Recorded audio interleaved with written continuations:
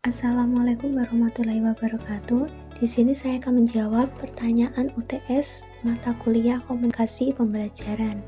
Sebelumnya, perkenalkan nama saya Rizka Dwi Kartikasari dengan NIM 1262052121122 kelas PGMI 6D. Pertanyaan nomor 1. Apa yang kamu ketahui tentang komunikasi, jenis-jenisnya, dan aspek apa yang seharusnya ada dalam komunikasi yang baik? Komunikasi adalah suatu proses ketika seseorang atau beberapa orang, kelompok, organisasi, dan masyarakat menciptakan dan menggunakan informasi agar terhubung dengan lingkungan dan orang lain. Jenis-jenis komunikasi. Yang pertama, komunikasi verbal, berupa komunikasi lisan serta komunikasi tertulis. Kedua, komunikasi non-verbal. Ketiga, komunikasi internal. Dan yang keempat, komunikasi eksternal. Adapun 5 aspek yang harus dipahami dalam membangun komunikasi yang efektif. Yang pertama, kejelasan atau clarity. Yang kedua, ketepatan atau akurasi. Yang ketiga, konteks. Yang keempat, alur. Yang kelima, budaya atau kultur. Pertanyaan nomor 2. Mengapa komunikasi yang efektif itu penting dalam pembelajaran di sekolah? Dan bagaimana agar komunikasi itu dapat berjalan efektif di dalam kelas? Jawabannya, komunikasi adalah fondasi hubungan yang kuat dalam lingkungan pendidikan. Komunikasi efektif dalam pembelajaran merupakan proses transformasi pesan berupa ilmu pengetahuan dan teknologi dari pendidik kepada peserta didik, di mana peserta didik mampu memahami maksud pesan sesuai dengan tujuan yang telah ditentukan, sehingga menambah wawasan ilmu pengetahuan dan teknologi, serta menimbulkan perubahan tingkah laku menjadi lebih baik. Jika kita mampu menunjukkan komunikasi efektif, tentunya kita akan semakin dipercaya dan dihargai. Selanjutnya, dan bagaimana agar komunikasi itu dapat berjalan efektif di dalam kelas? Berkomunikasi dengan baik dan benar adalah salah satu indikator komunikasi efektif. Untuk dapat mencapai hal tersebut, kita harus memperhatikan 5 hal berikut ini. Yang pertama, respect. Jika guru harus mengkritik atau menegur siswa, lakukan dengan cara yang tepat sehingga tidak melukai harga diri dan kebanggaan siswa. Kedua, empati. Sikap saling menghormati dan menghargai antara guru dan siswa akan membangun kepercayaan yang merupakan unsur utama dalam membangun sebuah suasana kondusif di dalam proses belajar mengajar. Ketiga, audible.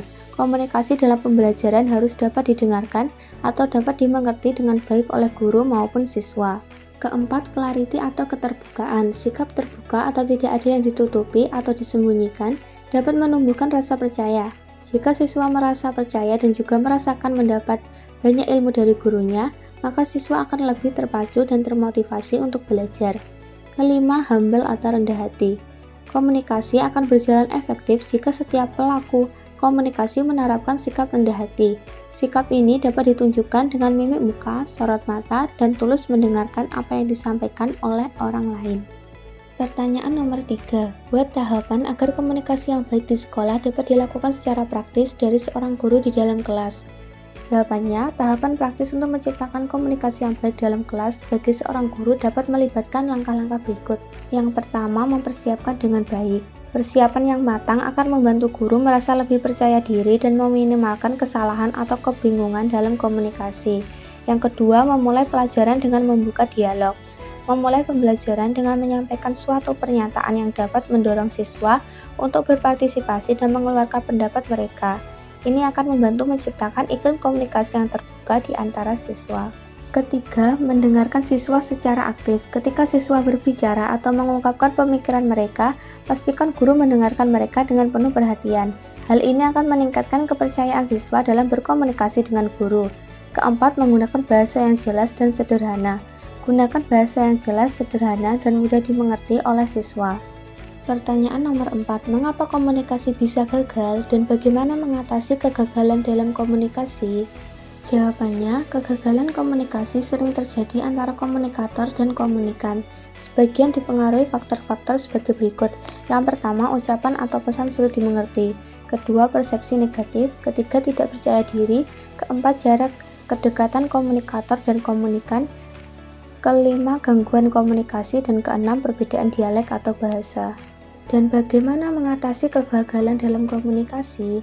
Hal ini bisa dilakukan dengan beberapa cara, yaitu memahami penerima pesan, menyesuaikan pesan dengan si penerima, mengurangi jumlah pesan memilih saluran atau media secara tepat, dan meningkatkan keterampilan berkomunikasi.